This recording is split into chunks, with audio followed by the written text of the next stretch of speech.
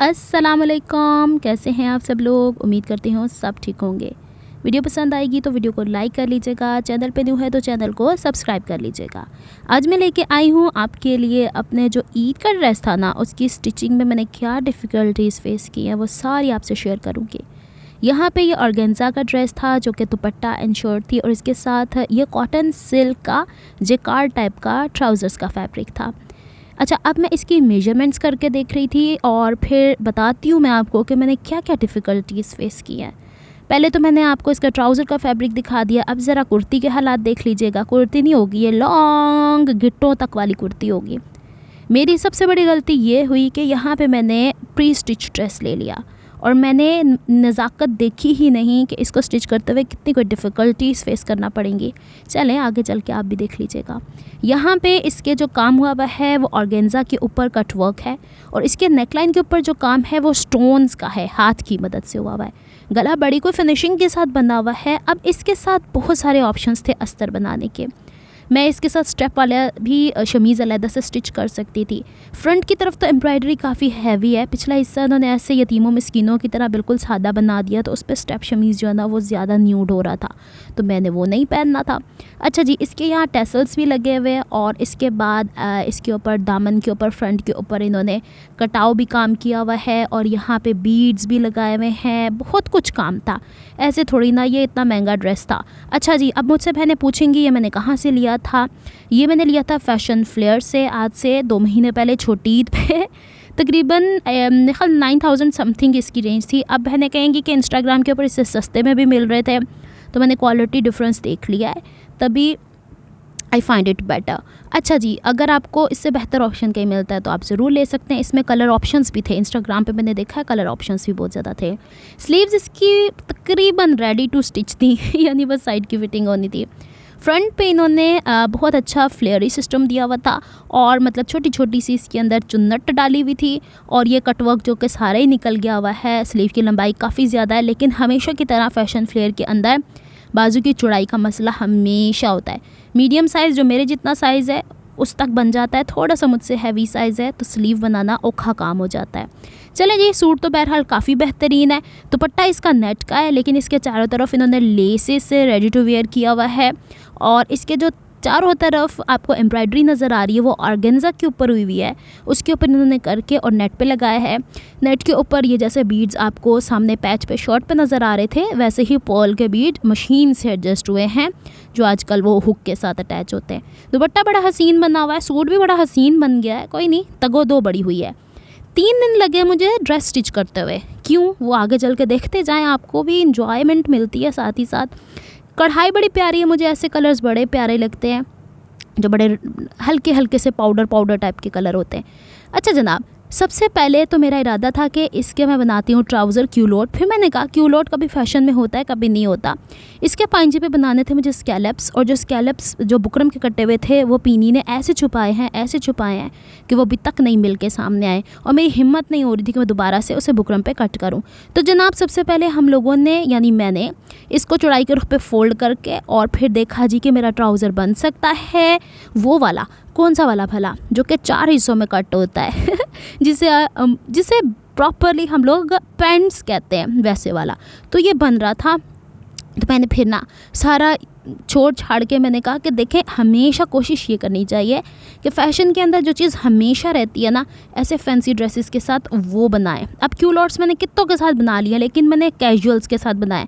लेकिन जो वो दूसरा मेरा ड्रेस है ना ईद का, वो आप कहेंगे तो मैं अलहदा से वीडियो बना के दिखाऊंगी आपको कि भाई मेरे ईद के ड्रेसेस क्या थे। तो उनके साथ एक मैंने चिकनकारी के साथ क्यूलॉट्स बना लिए। अच्छा जनाब, यहाँ पे मुबारक हो, मेरे ट्राउज़र की लेंथ पूरी हो गई थी, फिर मैंने मार्किंग कर ली। सबसे औखा काम इस कॉटन सिल्क और जेकार्ड के कपड़े को काटना, कैंची कहीं ना कहीं ज़रूर फंस जाती है। बहरहाल इसको मैंने काटा पीटी की। ओवरलॉक देखें मैं किस तरीके से कर रही हूँ। अच्छा, ट्राउज़र्स जो होते हैं ना, वो आप मार्केट से पहले ओवरलॉक करा लिया करें, उन्हें कहा करें साइड से कट ना करें, फिर स्टिच किया करें ऐसे फैंसी वाले। अब आप मेरा पोज भी देख लें, मैं कैसे खड़े होकर ओवरलॉक कर रही होती हूँ। मेरी भतीजी मुझे यही कह रही थी, पप्पो दिखाऊँ आप कैसे काम कर रही हो। मैंने कहा दिखाओ, अभी तो मेरे पसीने नहीं आपने देखे जिस हालत में। और जैसे ही मैंने इसे मतलब पहले दिन कट किया था, उस दिन रात को लाइट चली गई। ईद के दिनों में भी हमें बिजली वालों ने नहीं बख्शा। बहरहाल अगले दिन की कहानी है, ट्राउज़र स्टिच हो गया जनाब। ये मैंने थोड़ा शॉर्ट कट किया है क्योंकि मैंने इसके साथ ली हैं हील्स। और मैंने अम्मी से कहा कि अम्मी कहती इतनी लंबी कुर्ती, मैंने ये पानी लग गया है उसका स्टीम आयरन का। तो अम्मी कहती हैं इतनी लंबी कुर्ती। मैंने कहा अम्मी जब हील्स के साथ पहनने मज़ा ही आ जाना। अम्मी कहती है ला के रखी जाती हूँ, मैं आपको जूते भी अपने कलेक्शन दिखा दूंगी अगर आप कहेंगे मैं लेके आई हूँ कुछ नए। अच्छा जी, अब बारी आती थी कि हम शर्ट को कैसे कट करें। शर्ट के फ्रंट पे इतना ज़्यादा अस्तर लगना है। अब मज़े तो यहाँ से आना शुरू हुए जब टेबल पे ये इतनी लंबी कुर्ती कट नहीं रही थी, इसे मैं शॉर्ट करना नहीं चाह रही थी। तो फिर क्या हुआ जी कि ना चाहते हुए भी मैं फ्लोर पर बैठ गई। फ्लोर पर बैठ के मैं कटिंग स्टिचिंग नहीं कर सकती हूँ, मेरे लिए प्रॉब्लम्स बन जाती हैं। तो फिर जनाब हम लोगों ने इसे चौड़ाई के रुख पे फोल्ड किया, पैनल से पैनल मैच किए, कपड़े को इस तरह बिछाया, फेंका। फिर कभी गोले गंडे वाला आया जिसको हम बर्फ़ का गोला कहते हैं, वो खाए। कभी आइसक्रीम वाला आया, आइसक्रीम खाई। इतनी कोई शदीद गर्मी कि कपड़ा उड्डी जा रहा था। और जो मतलब ऑर्गेन्जा है ना, और जो मैं निशान लगाती थी वो सारा भुर के नीचे निकली जाता था। लेकिन इसकी कटिंग ही ऐसे ही होनी थी। अच्छा, इसे मैंने जो मेरा नॉर्मल साइज़ है उससे आधा इंच थोड़ा लूज़ स्टिच किया है। अस्तर वाले कपड़े हमेशा आपके जो रेशमी कपड़ों की फ़िटिंग होती है उससे थोड़ा लूज़ स्टिच होते हैं। एनीवेज़, यहाँ पे बड़ी तगोदो के बाद मैंने इसको बड़ा संभाला और बड़ी मैंने इसके आगे मिन्नतें डाली कि खुदा का वास्ता टिक जा, तो मैं तुझे काटने पे लगी हुई हूँ। आइंदा से मेरी तौबा, मेरे बड़ों की तौबा, जो मैं सेमी स्टिच कोई सूट ले आई और मैंने स्टिच करने की कोशिश की। ये आपको याद है कि एक वाइट कलर का ड्रेस छोटी ईद पे लेके आई थी जिसका ट्राउज़र का सत्यानाश निकला था, ये उसकी कारस्तानी है। उसके बदले मुझे ये सूट मिला, वही लेके मैं पूरा स्टिच करा लेती ना, वो जो मारिया बी का रेप्लिका था, तो वो ज़्यादा अच्छा हो जाता। चले कोई बात नहीं, ये भी एक एक्सपीरियंस है, वो भी एक एक्सपीरियंस था। अच्छा जी, अब मैंने बैक आर्म होल के हवाले से अल्लाह अल्लाह करके इसकी कटिंग पूरी की। ये दूसरे दिन की कहानी है।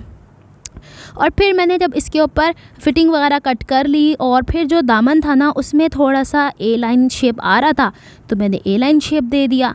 अच्छा जी, अब इसकी कटिंग हो गई थी कंप्लीट। मैंने कहा शुक्र अल्हम्दुलिल्लाह कुछ तो पल्ले पड़ा अनीला को कि इसको करना क्या है, क्योंकि ये पड़ा ही रह गया था। मैंने कहा मैं कब स्टिच करूँगी अगर ये नहीं होगा तो। ये देखें जनाब, सारा पोर के सारा थले डिग गया पिया।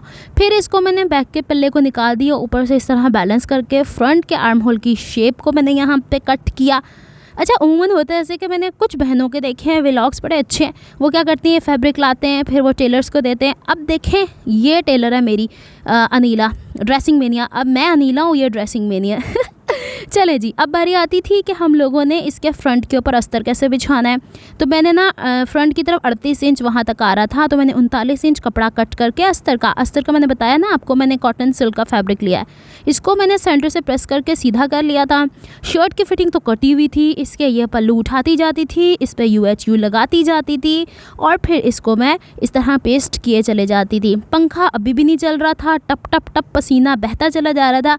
बहरहाल क्या किया जाए, शौक का कोई मोल नहीं होता। और अम्मी को ना मैंने बाहर दूसरे रूम में कह दिया था आप चले जाओ, क्योंकि फिर आपको भी दिक्कत होगी कमरे के अंदर इस तरीके से। और मेरी यही कोशिश थी कि अम्मी जितने टाइम में बाहर है ना उतने टाइम में मैं इसकी कटिंग पूरी कर लूँ। जिस रुख पे भी मैं बैठ सकती थी ना, भले पाँव के बल, भले घुटने के बल, भले आलती पालती मार के मैंने कोशिश की कि मैं ये काम पूरा कर ही डालूं किसी भी तरीके से। ऑर्गेन्जा जो है ना वो UHU ये लिक्विड के अलावा किसी चीज़ से पेस्ट नहीं होता। वाइट जर्मन ग्लू से तो कतई पेस्ट नहीं होता। कॉटन से कॉटन यानी लॉन से लॉन चिपक जाएगी। यहाँ पे मेरा हशर देख लें कि बैठ के कैसे इधर उधर खिसकती हुई मैं ये काम करती चली गई। मैंने कहा चल पैशनेट अनीला शुरू हो जा, ये काम तुमने आज ख़त्म करके ही छोड़ना है। अब बारी आती थी हमारे गले की। अभी मैंने पिछला अस्तर नहीं कट किया। अच्छा, कुछ बहनें यहाँ पे कह सकती हैं ये क्या अनाड़ियों वाला तरीका है। तो बहनों, अनाड़ियों वाले तरीके ही होते हैं कभी कभी। ये कपड़ा ऐसा है ना अस्तर का, इस पर अलहदा गला बना के आप ऊपर नहीं चढ़ा सकते थे। मैं अगर इसकी जगह पे रॉ सिल्क का लेती ना तो फिर अलहदा से V शेप गले की मेजरमेंट लेके पलट के फिर इसे लगाती। अब इसको यूँ ले जाके नीचे से जिस तरीके से हम ½ इंच उधर का गैप दे के ट्राइंगल नहीं होते 45 डिग्री के एंगल पे कट करते हैं, वो एक तिकोनी सी बन जाती है ½ इंच की। उसको हम नीचे की तरफ पेस्ट कर देंगे, क्योंकि यहाँ से गला पहले बना है और यहाँ से कपड़ा जो था ना 2-3 तहें है। तो अगर मैं इसको बैक की तरफ यूँ भी पेस्ट कर देती हूँ ना तो कोई इशू नहीं था। क्योंकि मेरा अपना ड्रेस है, इसको थोड़ी ना हम लोगों ने कोई पानी के अंदर भिगो के मारना है। ये ड्राई क्लीन होते हैं ऐसे ड्रेसेस को हम पानी में भी नहीं धोते। फिर इसको जी अब मैं ले आई थी टेबल पे, इसको मैंने थोड़ी इज्जत बख्शी, मैंने कहा तुम बहुत तंग कर रहे हो। अब देखें आपका वो जो फैब्रिक है वो आर्म होल से चिपका हुआ है, कमर से चिपका हुआ है, तो बस जितना ये था ना उतना ही करने के बाद इसे मैंने हल्की सी ऊपर से आयरन मार ली थी कि छेती छेती ड्राई हो जाए। और दूसरी तरफ से भी मैंने इसका ट्राइंगल ऐसे ही, सॉरी ये जो वी शेप आ रहा है इसको ऐसे ही फ़ोल्ड कर लिया था। यहाँ पे हम कर लेंगे तुरपाई, हाँ। और यहाँ पे जो हमारे शोल्डर वाला हिस्सा है, जो पहले ही शोल्डर की सिलाई हुई है अनफॉर्चुनेटली, उसी के ऊपर हम सिलाई करेंगे। तो चलें जनाब, इसकी हम यहाँ पे सिलाई कंप्लीट कर लेंगे। तो अस्तर फ्रंट का तो हुआ कंप्लीट। अब बैक का अस्तर जो था ना वो लगना था कोई 42-43 इंच लंबा, तो मैंने 45 इंचज़ लंबा लेने के बाद उसका पूरे का पूरा जितना पन्ना था ना उसको मैंने नीचे से सिंगल फोल्ड, जैसे वो करते हैं नॉर्मल सा फोल्ड कर लेते हैं। चले जी गला तैयार हो गया, वो मैंने फ़ोल्ड कर लिया था। मैं इसलिए अभी बता दिया है कि वो फिर फटाफट काम शुरू कर दूँगी बैक का। ये देखिए ना कि हमने, अच्छा यहाँ पे मैंने एक और काम किया था, फ्रंट का दामन जो था ना अभी तक मैंने इस तरह हेम नहीं किया था, तो बैक का भी ऐसे ही हेम कर लिया, ठीक है ना। लीजिए कपड़ा बिछा लिया, इसके ऊपर हम लोगों ने पूरा यूँ बैलेंस करके बैक का पल्ला बिछाया। अब और जैसे ही बिछाते थे नीचे से अस्तर खिसक जाता था, नीचे मार्बल का फ्लोर है ना। अच्छा जी, अब हमने इसको UHUओं से वो UHU बोलते हैं हम लोग, तो इसके साथ रख के और बराबर बराबर कटिंग कर दी। और कटिंग करते हुए भी आंखें गौर से रखनी पड़ रही थी कि कहाँ कपड़ा ऑर्गेन्जा का ये ना आउट ऑफ फिटिंग हो जाए। ऊपर गले के ऊपर इस तरीके से ये वाला हिस्सा फोल्ड करना है, और शोल्डर पे जहाँ पे हम लोगों ने फ्रंट के शोल्डर की सिलाई लगाई थी ना, वहीं पे मैंने इसकी बैक की भी सिलाई लगा दी, कि मतलब दूसरी तरफ से पलट के और यूँ छोटे से कट लगा के इतने से हिस्से अंदर की तरफ हेम कर दिए।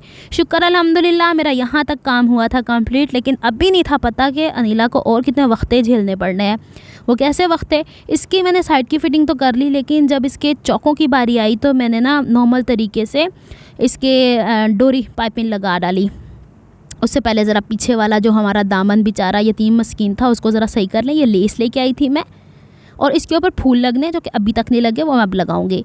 अच्छा, ये उल्टा हिस्सा पहले हेम था नीचे से ऑर्गेन्जा का, तो उसके ऊपर मैंने इस तरीके से रख के सीधी लेस ऊपर की तरफ, यानी जो दामन है ना वो उल्टा हिस्सा ऊपर है और लेस का सीधा हिस्सा ऊपर है, और थोड़ा सा नीचे से मैंने इसको इसीलिए फोल्ड रहने दिया था कि अगर मैं खोल देती ना तो इसके धागे निकलते तो फिर लेस में से छलकते हुए बुरे लगते हैं। तो अब हम इसके एक कॉर्नर पे सिलाई लगा रहे हैं। फिर जब ये सिल जाएगी, ये देखें ना कितने खूबसूरती से फ़ोल्ड किया हुआ है भाई लोगों ने जिन्होंने मुझे ये ड्रेस दिया हुआ है। मैं इसी को हाइड करने लगी थी। अच्छा बहनें ये भी कह सकती हैं आप यहाँ पे पलटा क्यों नहीं लगाया, और इसलिए नहीं लगाया कि पीछे वाला कपड़ा वो अजीब सा लटक लटक, क्योंकि अगले वाले पे पूरे पे कढ़ाई है, वो एक स्टेबिलिटी है। पीछे पे सिर्फ अगर मैं पलटा ही लगा देती ना तो वो ऑर्गेन्जा बेचारा फिर और ही नाजुक हो जाता है। अच्छा जी, इसको अब सामने की तरफ पलट के इसके ऊपर दूसरी क्या मैंने लगा दी, वो पीछे CSE पड़ी हुई है, आजकल मैं CSE भी पी रही हूँ। चले जी, अब ये हो गया है कंप्लीट। इसके बाद जी आती थी बारी हमारे पलटों की। पलटे के लिए मैं लेकर मुझे सदरी जाना था, और नहीं तो फिर गोल्ड मार्क की, ये दो ही तो ऑप्शंस होते हैं मेरे पास। वहाँ से मैंने रॉ सिल्क, मेरे पास अब इतना टाइम भी नहीं था कि मैं पलटों के कपड़े जो हैं वो सेम कलर के डाई करवा सकूं। तो ट्राउज़र के अंदर से जो सादा कपड़ा, यानी ट्राउज़र का सादा का कपड़ा है, वो जेकार्ड का कपड़ा, पता है वॉइस ओवर करते करते मैं थक चुकी हूँ इतनी गर्मी में। तो मैंने फिर वो ले लिया। उसकी सारी वीडियो जो है ना वो मैंने ड्रेसिंग मेनिया के ऊपर डाल दिया। आपको ड्रेस का कंप्लीट लुक दिखा देते हैं जनाब। ये है कंप्लीट लुक इस ड्रेस का। सिलने के बाद, इतनी तगदो के बाद, ये 3 दिन की मेहनत है जो मेरे पास सामने आई है। इतना सा हिस्सा जो है ना इसका, ये इसके ऊपर लगा हुआ है, और बैक की तरफ आपको वो नज़र आ रहा है। ये देख लें जनाब सब कुछ।